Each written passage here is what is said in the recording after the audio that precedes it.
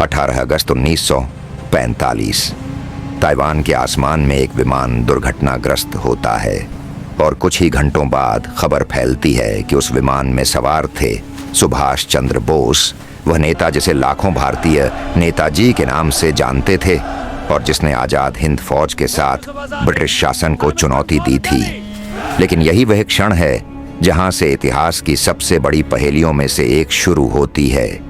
क्या सच में उसी विमान दुर्घटना में नेताजी की मृत्यु हो गई थी या फिर उनके साथ कुछ और हुआ था? द्वितीय विश्व युद्ध के अंतिम दिनों में जापान की हार लगभग तय हो चुकी थी और एशिया में शक्ति संतुलन तेजी से बदल रहा था।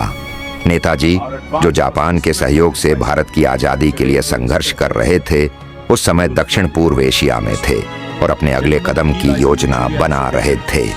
18 अगस्त 1945 को यह खबर सामने आई कि वे मंचूरिया की ओर जा रहे थे।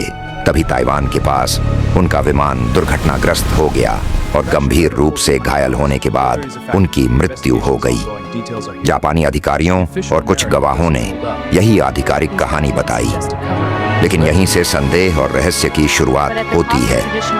कई लोगों को इस कहानी पर शुरुआत से ही भरोसा नहीं हुआ, क्योंकि नेताजी का शव कभी स्पष्ट रूप से सार्वजनिक रूप में प्रस्तुत नहीं किया गया और कई गवाहों के बयान भी एक दूसरे से मेल नहीं खाते थे।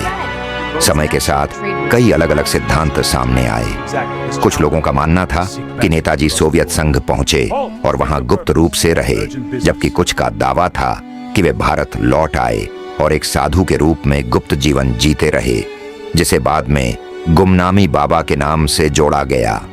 इस रहस्य को सुलझाने के लिए भारत सरकार ने कई जांच आयोग भी बनाए, जिनमें शाहनवाज कमेटी, खोसला आयोग और बाद में मुखर्जी आयोग शामिल थे।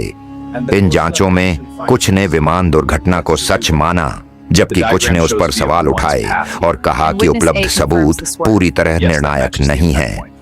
दशकों बीत जाने के बाद भी कोई ऐसा प्रमाण सामने नहीं आया जिसने इस रहस्य को पूरी तरह समाप्त कर दिया हो।